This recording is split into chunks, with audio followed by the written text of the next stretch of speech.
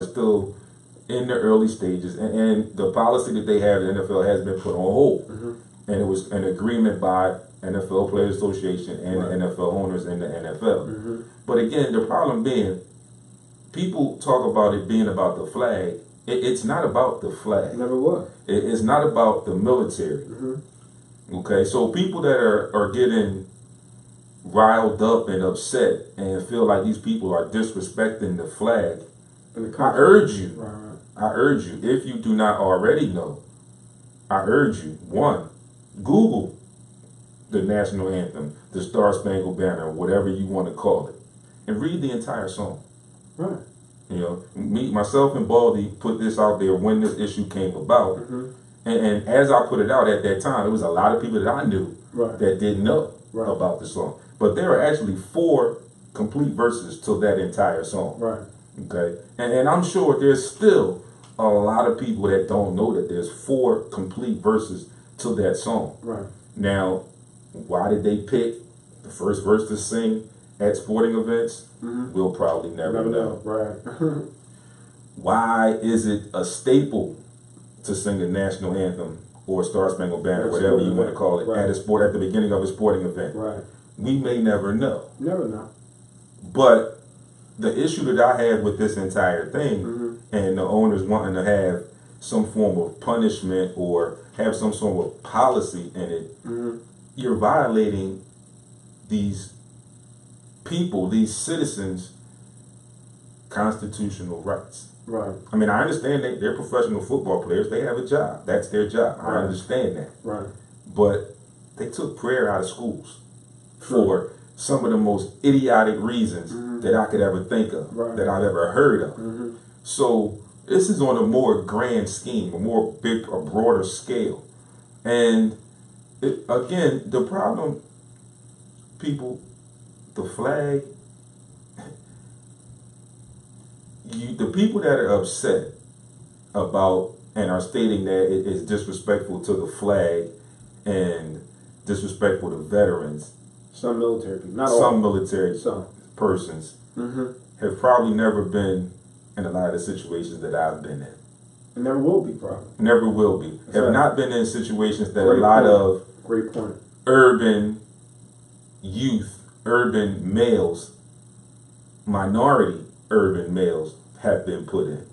And again, probably never will. Never will, yeah. So I get the small fact that it may be hard for you to understand and comprehend. Well, not the comprehending part, because you see it on TV, you see it, you can read it so you can comprehend. You have an understanding, and you're willing to want to understand. Is the issue. So, people, again, I urge you, read the entire song. If I get the opportunity and all of my extra stuff and I post it, I might look it up again, the entire song, and post it again like I did before. Or I may just try and search the post that I had before and repost it. But I kind of want to stay away from this because, like I said, the issue has been so twisted and so turned around that it's become almost null. You know, and I say that because now you have people planning for an actual policy and have some type of punishment or whatever behind it, which is also I feel like a violation of your constitutional right. Like, I have a right as an American citizen to speak anything about anything. I have a right to protest. The Fifth. Okay, I have the right to plead the Fifth, to not say anything. But I also have the right to express my feelings and opinions as I see fit. Yes. And because I work as a professional athlete, because I'm a player in the NFL, let's be specific. Because we're talking about this, we're talking about the NFL. If I'm a player in the NFL, that's my job. Like we said, I get paid, professional athlete, I get paid, whatever. That's my job. But I also am a man, maybe a black man, maybe not. But I am a man and a citizen of the United States, major. Okay, so I have that constitutional right. If I decide to not stand or not put my hand over my heart or whatever, you know, and in my opinion, there was never any disrespect because he took a knee. Mm-hmm. He took a knee. And he said in the beginning. I don't understand. Mm-hmm. I need some people to post and get at me at SportsRap_D on Instagram, in the Facebook group, not friends, sorry, that was the old group. In the Facebook group, Sports Rap Radio Show, even on the website, sportsrapradio.com, whatever. Get at me and let me know what you feel or what made it disrespectful by him kneeling during the singing of the first verse of the national anthem. And let's just put that out there because that's what they sing. Right. And again, like I said, I'm going to move on, but again, folks, Google it, search it. If you got any questions, hit me up. You know where to find me. I will answer the questions as best I can, but it has gotten to the point where I don't even want to talk about it anymore. It's boring. It's annoying now. It's annoying because it's all going wrong. I'm not wrong, but it's all going left.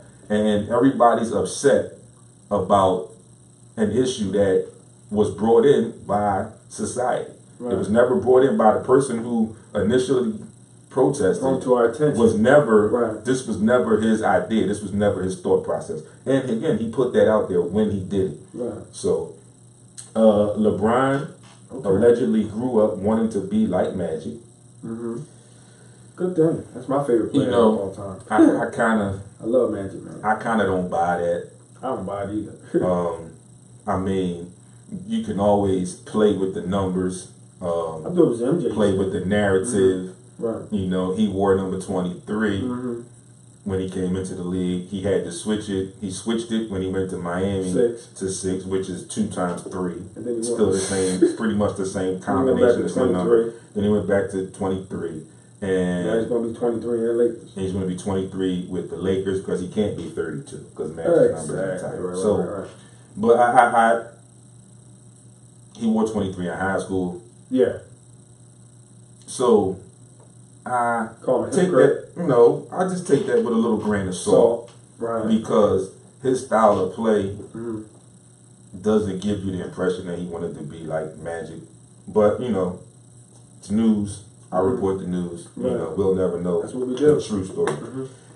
There is no optimism in the Khalil Mack talks with the Raiders. Okay. Now, Raiders fans, anybody listening, my homie Mel, y'all need to get this together because if y'all don't sign Khalil Mack, somebody will. Somebody else will, absolutely. And that's going to pose a problem for y'all in the long run. Yeah. Julian Edelman apologizes for his positive PD test. Yeah. Antonio Brown has been reported to be recruiting Dez Bryant to Pittsburgh. Is that a good look? Yeah. No. Like that. He's not washed up, but he's not. Where the ball gonna go? Where the ball gonna go? Right? He don't get no balls. I'm not even going to get into that because it's Dez and his ego, and it's somewhat similar to the Carmelo Anthony situation. Yeah. You got to accept where you are in your career at certain points. Right. It's going to be a certain point where you're not going to be able to do the things that you could do 8, early 9 in years your career. ago. Absolutely. Right. So sooner you come to grips with that and understand that, things will be better. Place, just reported the Sixers will not be renewing the contract of Jerry Colangelo once it expires sometime this year. That's a great thing. I kind of expected that with all the nonsense that went on. And, I just wish the Sixers the best of luck. And I think they're taking their time purposely in order to find the right GM that fits with the team management and what they're trying to do moving forward. Exactly. And finally, yesterday, Canton, Ohio, Cooperstown, Major League Baseball Hall of Fame enshrinement. The enshrinees were Vladimir Guerrero, Trevor Hoffman, Chipper Jones, Jack Morris, Jim Thome, and Alan Trammell. Jim Thome was good. Yes. Those are your updates. Folks, we're going to take a quick break. When we come back, we will pick up with starting with the meat of the show. As you know, we've got quite a few topics. Like I said, they were posted, so you got to tune in to find out. But just to tip you off, when we come back, is there or has there been a shift in power between conferences in the NBA. Think on that for a second. When we come back, we will definitely pick that up. Just so you know, before we go on break real quick, phone lines will be open, 267-3685-328. I will definitely come back on air and let you know that the phone lines are open. Also, some point today, as you saw me post, we have an announcement. I'll get to that a little bit later just to get your juices flowing. It's early Monday morning, 11:14, 14 minutes past the 11 a.m. hour. Sports Rap, your boy D. It's your boy Frank. We here. We'll see you on the other side in the field.